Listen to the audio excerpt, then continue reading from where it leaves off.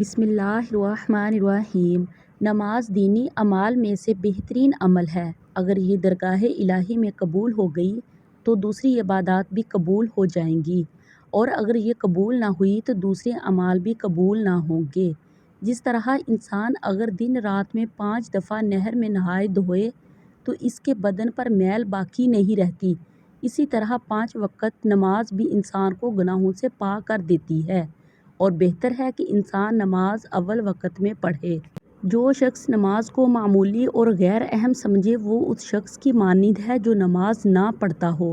رسول اکرم صلی اللہ علیہ وآلہ وسلم نے فرمایا ہے کہ جو شخص نماز کو اہمیت نہ دے اور یہ اسے معمولی چیز سمجھے وہ عذاب آخرت کا مستحق ہے۔ ایک دن رسول اکرم صلی اللہ علیہ وآلہ وسلم مسجد میں تشریف فرما تھے کہ ایک شخص مسجد میں داخل ہوا اور نماز پڑھنے میں مشغول ہو گیا، لیکن رکوع اور سجود مکمل طور پر بجا نہ لایا۔ اس پر حضور صلی اللہ علیہ وآلہ وسلم نے فرمایا کہ اگر یہ شخص اس حالت میں مر جائے جبکہ اس کے نماز پڑھنے کا یہ طریقہ ہے تو یہ ہمارے دین پر نہیں مرے گا۔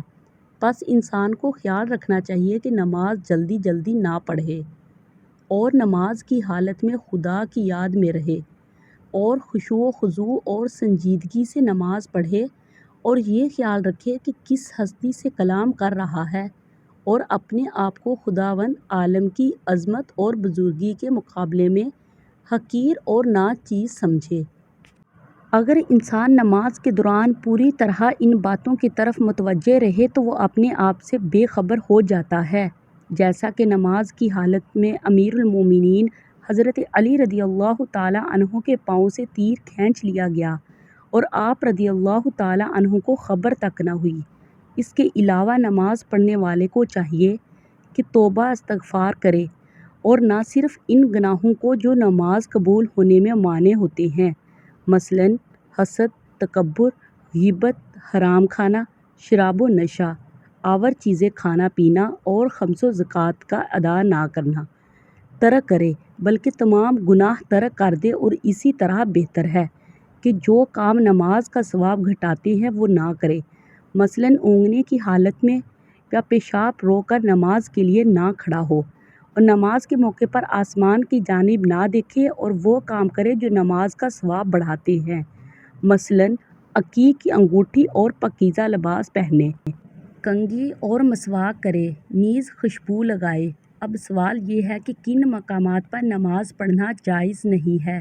محترم ناظرین، رسول اللہ صلی اللہ علیہ وآلہ وسلم کے خصائص کے سبب اللہ تعالیٰ نے امت مصطفیٰ صلی اللہ علیہ وآلہ وسلم کے لیے تمام روئے زمین کو پاک کر دیا۔ رسول اللہ صلی اللہ علیہ وآلہ وسلم نے فرمایا، اور میرے لیے تمام روئے زمین کو مسجد اور پاک کرنے والی بنا دیا گیا، اور میری امت میں سے جو شخص کہیں بھی نماز کا وقت پائے وہیں نماز پڑھ لے۔ بعض مواقع پر حکمت اور بعض مقامات پر نماز کے تقدس کی خاطر رسول اللہ صلی اللہ علیہ وآلہ وسلم نے چند مقامات پر نماز پڑھنے سے منع فرمایا ہے۔ حدیث پاک میں ہے ترجمہ۔ حضرت عبداللہ بن عمر رضی اللہ تعالیٰ عنہ بیان کرتے ہیں، رسول اللہ صلی اللہ علیہ وآلہ وسلم نے 7 مقامات پر نماز پڑھنے سے منع فرمایا۔ نمبر 1 کوڑے خانہ، نمبر 2 ذبح خانہ، نمبر 3 قبرستان، نمبر 4 عام گزرگاہ، شارع عام، نمبر 5 حمام، نمبر 6 مویشی خانہ، اور نمبر 7 بیت اللہ کی چھت۔ ان میں سے بیت اللہ کی چھت پر نماز پڑھنے سے ممانعت کا سبب بیت اللہ کا ادب و احترام ہے۔ شارع عام پر نماز پڑھنے کی ممانعت کا سبب عام لوگوں کے لیے دشواری پیدا ہو جانا اور لوگوں کے آنے جانے کے حق مرور میں رکاوٹ بنتا ہے۔ قبرستان میں اگر قبر کی جانب رخ کر کے نماز پڑھی جائے، یعنی مقام سجدہ کے آگے قبر ہو، تو بت پرستی سے مشابہت کی بنا پر حرام ہے، اور باقی مقامات پر ناپاکی کا احتمال ہے، اور وہاں پر نماز پڑھنا نماز کی تقدس کے منافی ہے۔ اسی طرح کفار کے معبد اور ان جگہوں پر جہاں عذاب نازل کیا گیا نماز پڑھنا مکروہ تحریمی ہے، یعنی جس جگہ دھنسایا گیا ہو اور عذاب کی جگہ نماز پڑھنا اس کے تحت تعلیق ذکر فرمائی۔ ترجمہ۔ اور ذکر کیا جاتا ہے کہ حضرت علی رضی اللہ تعالیٰ عنہ نے بابل کی دھنسی ہوئی جگہ میں نماز پڑھنے کو مکروہ قرار دیا۔ حجر بن انبس حضری بیان کرتے ہیں، ہم حضرت علی کے ساتھ نہروان کی طرف نکلے، یہاں تک کہ بابل پہنچے تو نماز عصر کا وقت آ گیا۔ ہم نے کہا نماز پڑھیے، آپ خاموش رہے۔ پھر ہم نے کہا نماز پڑھیے، آپ خاموش رہے۔ جب آپ اس جگہ سے نکل گئے تو آپ نے نماز پڑھی اور فرمایا، میں اس جگہ نماز نہیں پڑھ سکتا تھا جسے 3 بار زمین میں دھنسایا گیا ہو۔ عبداللہ بن ابی حل بیان کرتے ہیں، حضرت علی رضی اللہ تعالیٰ عنہ اس جگہ نماز پڑھنے کو مکروہ قرار دیتے ہیں جسے دھنسایا گیا ہو۔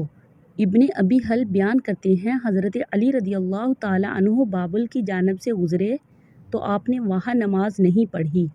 علامہ ابن عابدین شامی نے باب قائم کیا، اس کے تحت لکھتے ہیں ترجمہ اس تعلیل سے ہے کہ یہ شیطان کا محل ہے۔ کفار کی عبادت گاہوں میں نماز کی کراہت اخذ کی جاتی ہے کیونکہ یہ شیطان کی پناہ گاہ ہے۔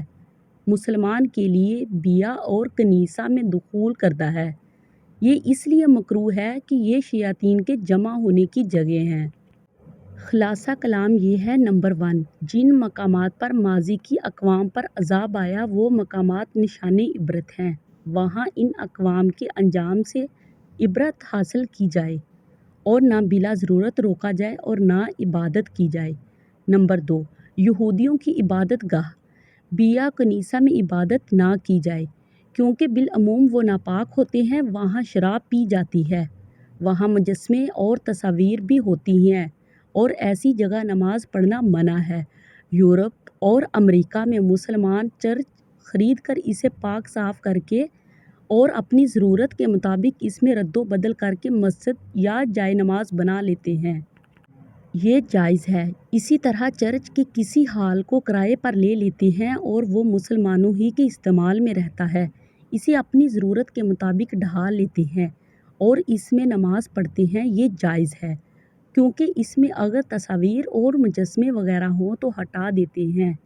رسول اللہ صلی اللہ علیہ وآلہ وسلم نے بھی فتح مکہ کے وقت بیت اللہ کو کفار مکہ کے دور کی تصاویر اور مجسموں سے پاک کر دیا تھا۔